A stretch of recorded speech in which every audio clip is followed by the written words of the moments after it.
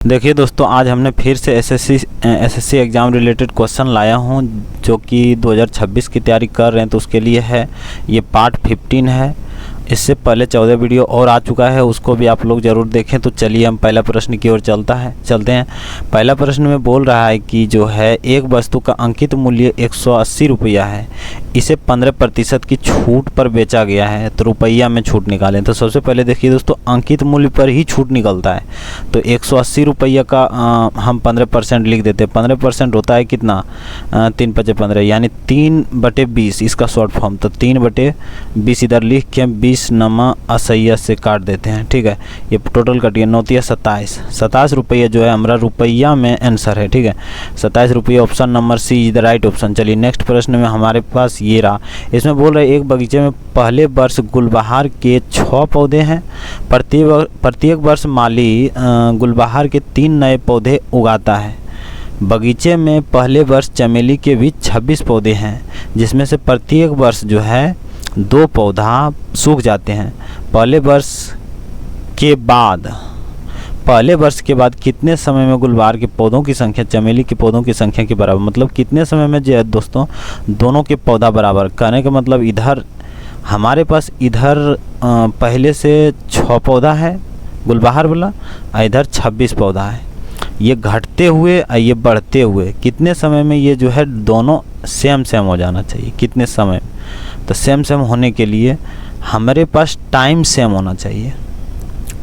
जैसे अब मान लीजिए ये घट रहा है हर साल, ये बढ़ रहा है हर साल, तो टाइम तो 1 साल बीता, तो इसमें से इसका कितना है, इसमें गुलबहार के 3 पौधे हैं, 3 पौधे हर साल, यानी 3 से ये 6 हो गया। ठीक है, गुलबहार के 3 पौधे उगाता है, 6 हो गया, फिर 9 हो गया, इस तरफ बढ़ता रहेगा। इसमें से 2-2 करके घटते रहे, यानी ये 24 हो गया, 23 हो गया, इस तरह से। मतलब टाइम हमारा जो है मतलब बराबर रहेगा। मतलब दोनों केस में मतलब टाइम, तो हम टाइम को x मानते हैं। ठीक है, उसके बाद हम बनाते हैं इसको कि जो है 6 पौधा पहले से है, तो 6 में हम जोड़ कर देते हैं कितना। मान लीजिए कि x वर्ष हमको लगा है और हर वर्ष 3 पौधा लगा रहा है गुलबहार का, तो 3 गुना x, यानी x वर्ष मान लिए कि हमारा x वर्ष लगेगा। तो x वर्ष लगा है और 3 पौधा हर वर्ष लगा रहा है। ठीक है, और 6 पहले से हैं, फिर बराबर करते हैं किससे, ये जो 26 है, 26 में से हर साल, यानी कि हर साल 2 पौधा घट रहा है। कितना घट रहा है, 2 पौधा, तो 2 गुना हम x करेंगे, ये साल है और ये 2 पौधा हर साल, यानी कि 26 में से हर साल 2 पौधा हम माइनस कर रहे हैं। ठीक है, अब इसको बनाइएगा तो आंसर आ जाएगा 6 प्लस लिखें 3x अब बराबर 26 माइनस 2x। सिंपल है, 26 ये इधर 3 इधर आएगा तो 5x हो जाएगा, बराबर में इधर 20 हो जाएगा। 26 में से 6 घटेगा तो 20 बचेगा। अब ये 5 चौक 20 काट दीजिए, x बराबर हमारे पास 4 आया। 4 जो है हमारा 4 साल लगेगा हमको जो है दोनों को बराबर होने में। ठीक है, तो option number B is the right option. Next प्रश्न हमारे सामने ये रहा दोस्तों। इसमें बोल रहा है कि टी जो है, चलिए हम एक वृत्त बना लेते हैं। वृत्त बनाते बनाते हम समझ लेंगे। ठीक है, एक वृत्त ये रहा। इस वृत्त में बोल रहा है कि जो है एक रुकिए 1 मिनट, यहाँ रेखा लेंगे तो यहाँ जो है ये स्पर्श रेखा है, इधर टी पर स्थित है। पूरा बना लेते हैं, उसके बाद बात करते हैं दोस्तों। यहाँ से एक इधर भी खींचना है और एक ठो इधर भी खींचना है। चलिए, ये स्पर्श नहीं हो पाया इधर वाला, तो टेंशन ना लीजिए, ये मानिए कि स्पर्श ही है। और यहाँ पर टी है, यहाँ पर ओ मान लेते हैं, यहाँ पर ए मान लेते हैं। ठीक है, अब देखिए, अब हमारे प्रश्न में बोल रहा है कि टी जो है एक वृत्त की स्पर्श रेखा है। ये जो टी वाला है ये एक वृत्त की स्पर्श रेखा जिसकी लंबाई 32 है, यानी इसका लंबाई क्या है, 32 है। ठीक है, इसका लंबाई जो है 32 है। उसके बाद केंद्र से टी 40 सेमी दूरी पर है, यानी केंद्र से सी जो है इसका दूरी 40 सेमी है। ठीक है, अब वृत्त का व्यास निकालें तो सबसे पहले हमको यहाँ से यहाँ त्रिज्या निकालना पड़ेगा। ठीक है, देखिए दोस्तों, हमेशा यहाँ पर समकोण बनाता है जब भी किसी को जो है, जैसे मान लीजिए ये स्पर्श रेखा है और केंद्र से हमको खींचना है, तो सीधा में खींचेंगे तो हमको यहाँ 90 डिग्री का कोण बनेगा। ठीक है, तो वैसा ही यहाँ भी है, यहाँ 90 डिग्री का कोण बनाया है, स्पर्श किया है इसलिए यहाँ से 90 डिग्री कोण बना है। और ये 32 डिग्री तो हमारा 32 cm तो है ही, और ये 40 है, तो ये सामने वाला भुजा कर्ण हो गया। ठीक है, कर्ण, और ये लंब ये आधार, या फिर ये आधार ये लंब, ये तो आपस में बदलते रहता है। तो सिंपल समझिए, हमको निकालना क्या है, ये वाला, तो ये वाला यानी ओ ए बराबर हम क्या लिख सकते हैं, रूट अंदर ये दोनों को, यानी कि 40 स्क्वायर, ये बड़ा वाला यानी कर्ण में से घटता है हमेशा लंब और आधार। ठीक है, तो 40 स्क्वायर में से घटा देना है क्या, 32 स्क्वायर। ठीक है, तो 40 स्क्वायर का कितना होगा, 4 चौक 16 पर 00। ठीक है, माइनस कीजिए 32 गुना 32, 32 गुना 32 कितना होता है, 32 32, 2 दूनी 4, 3 दूनी 6, 6 6 12 2 की 1, 3 3 3 9 1 10, 1024 होता है। 1024 जो है रूट अंदर में, तो 1000 में से 1000 चला गया, 600 में से 24 जाएगा, 576 बचेगा। ठीक है, 576 हमारे रूट अंदर में, जिसका मान 24 होता है। ठीक है दोस्तों, 24 होता है, तो ध्यान दीजिए यहाँ से यहाँ तक का मान 24 है, इधर भी 24 होगा, क्योंकि केंद्र हमेशा मतलब ये तो त्रिज्या ही हो ना, तो 2 गुना 24 गुना 2 कर दीजिए बराबर 24 दूनी 48। 48 हमारा answer D is the right option. चलिए नेक्स्ट प्रश्न में हमारे पास ये रहा, इसमें बोल रहा है कि दी गई दो प्राकृत संख्याओं का अंतर जो है 1728 है, जबकि दी गई इन दोनों संख्याओं का गुणनफल जो है 108 है।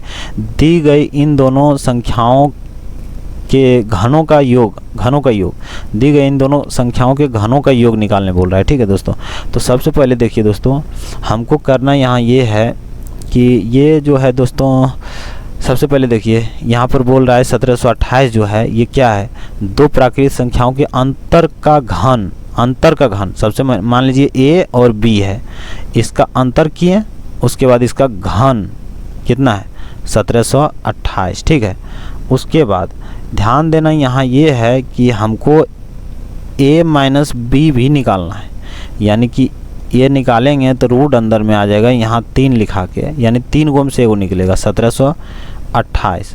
अब ध्यान दीजिए दोस्तों, ये जो है हमारा 12 का क्यूब है।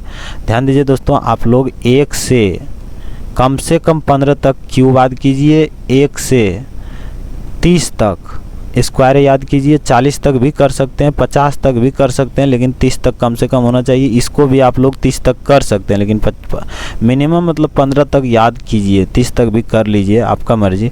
तो जो है दोस्तों ये कितना हुआ 12। ठीक है, अब ध्यान दीजिए, हमको निकालना है पहले क्या, प्रश्न में हमसे पूछ रहा है कि इन दोनों संख्याओं के घनों का योग, यानी ए क्यू प्लस बी क्यू का मान पूछ रहा है। घनों का योग का घन नहीं पूछ रहा है, घनों का योग, यानी पहले घन उसका योग। तो इस तरह का मान हमसे पूछ रहा है प्रश्न में, तो हमको ये भी निकालना पड़ेगा क्या, ए प्लस बी। तो ए प्लस बी का होल स्क्वायर बराबर हमारे पास क्या होता है, ए प्लस बी का होल स्क्वायर होता है हमारे पास ए माइनस बी के होल स्क्वायर में से 4 AB घटाना है, सिंपल। तो 4 AB नहीं जोड़ना है, सॉरी जोड़ना है, 4 AB जोड़ेंगे तभी तो होगा, तो जोड़ना है। तो हमारे पास a माइनस बी का मान 12 है, यानी कि इधर हम 12 स्क्वायर लिखेंगे प्लस एक चीज़ और यहाँ पर लिख दीजिए दोस्तों, चिन्ह पार के, यहाँ बोल रहा है ये दोनों संख्याओं का गुणनफल 108 है, यानी a गुना b, यानी ए बी बराबर कितना है 108। ठीक है, इसको भी याद रखना है, तभी तो हमारा काम बनेगा ना। 4 गुना 108 कर दीजिए, इधर कितना हो रहा है 12 12 144 से, अब प्लस ये 4 8 चौक 32 दिमाग की 3 10 40 3 43, यानी 432, 400 100 500 540 3 70 6 76 576 हो जा रहा है, 576 हमारे पास हो जा रहा है।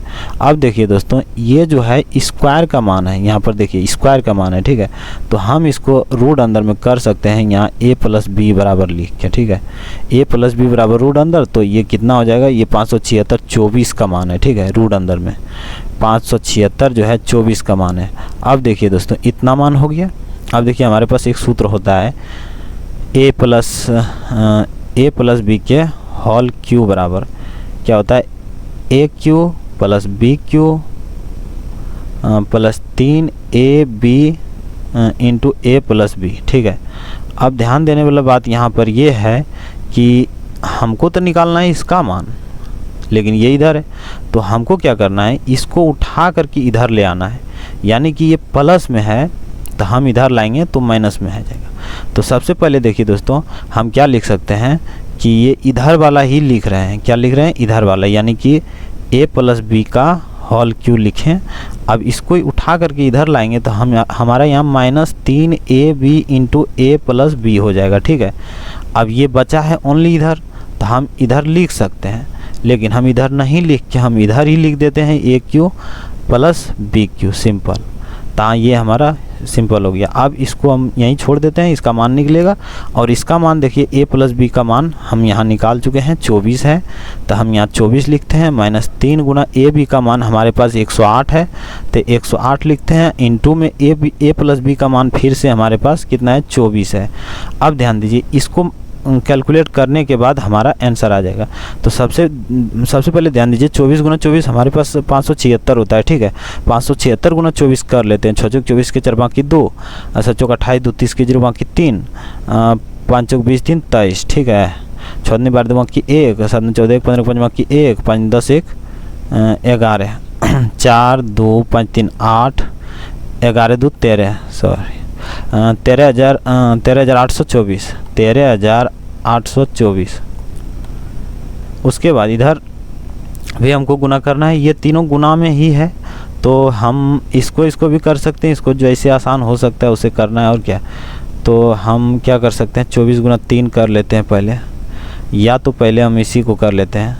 108 गुना 24 तक कितना हो गया, 8 चौक 32 बाकी 3, 8 चौक 32 बाकी 3 3 4। उसके बाद 8 दूनी 16 बाकी 1 1 2 एकम 2, कितना हो गया, 2 6 3 9 4 1 5 2 इतना हो गया। फिर इसमें गुना करना है हमको 3 से गुना करने के लिए हम 3 लिखते हैं। 3 दूनी 6 9 30 27 7 बाकी 2, 5 15 2 7 7 बाकी 1, 3 दूनी 6 1 7, 777 एंड 6 आया है।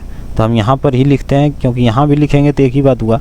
यहाँ पर लिख के हम डायरेक्ट घटा देंगे 777 और 6, 777 और 6 कितना हो जा रहा है, 10 14 में से 6 गया 8 बचा है, इधर 11 में से 7 गया 4 बचा है, इधर 7 में से 7 गया 0 बचा है, इधर 13 में से 7 गया तो 6 बचा है, 6048।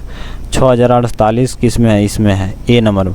A number is 6048, a number is the right option. चलिए नेक्स्ट प्रश्न चलते हैं। नेक्स्ट प्रश्न में हमारे पास पूछ रहा है 5 वर्ष का साधारण ब्याज जो है मूलधन के 25% के बराबर है। ठीक है, तो कितने वर्ष बाद ब्याज जो है मूलधन के बराबर हो जाएगा। सबसे पहले ध्यान दीजिए, कोई भी मूलधन 100 रुपया है तो उसका 25% के बराबर है, तो उसका ब्याज जो है पूरा 100% होने में कितना लगेगा। तो सिंपल है, 25 चौका 100 यानी 5 चौका 20, सिंपल।